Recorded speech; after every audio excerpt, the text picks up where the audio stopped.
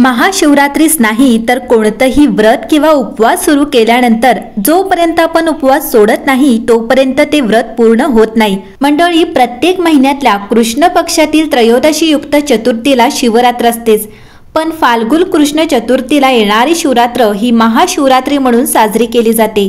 या दिवशी सृष्टीची निर्मिती झाली। काही पौराणिक कथांच्या दाखल्यानुसार आरंभ अग्निलिंग या शिवाच्या महाकाल रूपाची उत्पत्ती झाली। याशिवाय याच दिवशी देवी पार्वती सोबत त्यांचा विवाह झाला असे देखील म्हटले जाते। वर्षभरात एकूण 12 शिवरात्री येतात, त्यापैकी ही शिवरात्री ही या काही कारणांमुळे सगळ्यात मोठी आहे। दरवर्षी शिवरात्र ही इंग्रजी महिन्याच्या फेब्रुवारी किंवा मार्च महिन्यात येते। देशातील वेगवेगळ्या ठिकाणी या उत्सवाचे स्वरूप वेगवेगळे आहे। काही ठिकाणी हा दिवस शंकराच्या विश्रांतीचा काळ असतो असे देखील म्हणतात। मंडळी, या दिवशी सर्वसाधारणपणे शंकराच्या पिंडीला अभिषेक केला जातो। जलाभिषेक आणि दुग्धाभिषेक यापैकी तुम्ही काहीही करू शकता। जर तुम्हाला शंकराला अभिषेक करणार असाल, तुम्हाला मंदिरात जाणे शक्य नसेल तर तुम्ही घरच्या घरी तामणात शिवपिंड घेऊन त्यावर तुम्ही जलाभिषेक किंवा दुग्धाभिषेक करू शकता। हे करताना ओम नमः शिवाय या मंत्राचा जप करा।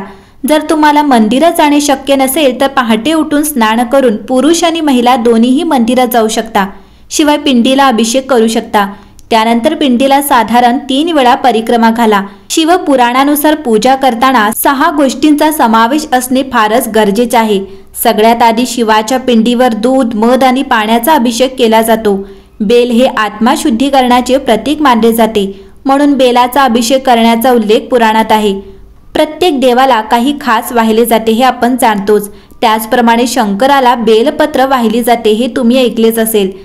त्यानंतर मूर्तीला सिंदूर लेपन केले जाते। यामध्ये हळदी कुंकू नाही तर भस्म वापरले जाते। महादेवाला फळांचा नैवेद्य दाखवला जातो। असे म्हणतात की फळं ही दीर्घायू आणि संतुष्ट जीवनाचे प्रतीक आहे। त्यानंतर देवापुढे धूप लावला जातो। धूप हे भरभराटीचे प्रतीक आहे। देवापुढे दिवा लावला जातो, तो ज्ञान आणि प्राप्तीसाठी अनुकूल आहे। पुराणानुसार देवापुढे विड्याची पाने ठेवली जातात।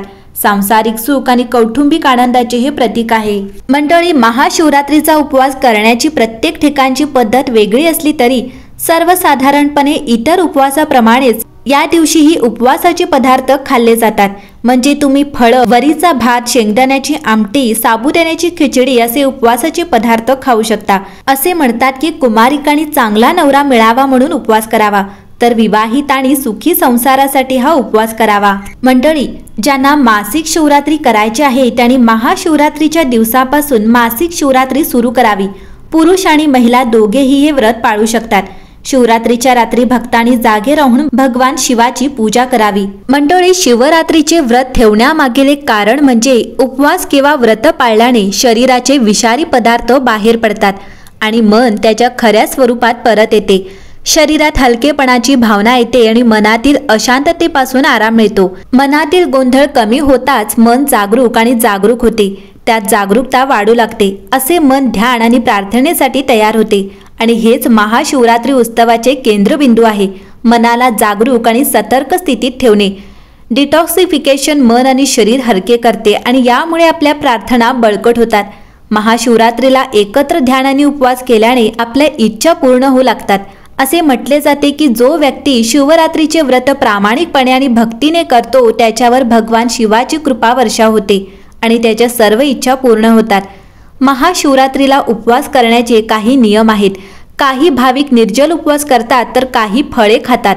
बरं, उपवास हा फळ आणि पाण्याचे मिश्रण असावा। म्हणजे जर तुम्हाला तहान लागली असेल तर तुम्ही पाणी प्यावे आणि जर तुम्हाला भूक लागली असेल तर तुम्ही फळे खावेत, जेणेकरून शरीर हलके राहील आणि तुम्ही जे काही खात आहात ते पचेल। उपवास करण्यापूर्वी तुम्ही तुमची नाडी तपासली तर बरे होईल। यामुळे तुम्हाला कळेल की तुमच्यासाठी कोणत्या प्रकारचा उपवास योग्य आहे। महाशिवरात्रीच्या वेळी तुम्ही जे अन्न खात आहात त्यात डाळ, तांदूळ, गहू आणि साधे मीठ असू नये।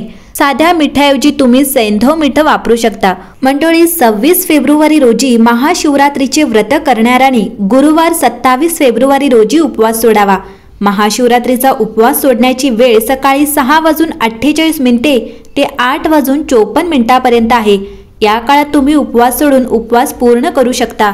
मंडळी, महाशिवरात्रीचा उपवास सूर्योदयानंतर दुसऱ्या दिवशी स्नान इत्यादी करूनच सोडावा। ज्योतिषशास्त्रानुसार चतुर्दशी तिथीच्या सूर्योदय आणि सूर्यास्ताच्या दरम्यानचा काळ महाशिवरात्रीचा उपवास सोडण्यासाठी सर्वोत्तम काळ मानला जातो। जर अमावस्या असेल तर अमावस्येच्या दिवशी उपवास सोडणे टाळावे।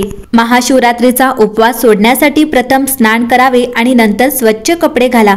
भगवान शिव आणि माता पार्वतीची पूजा करा आणि आरती करावी।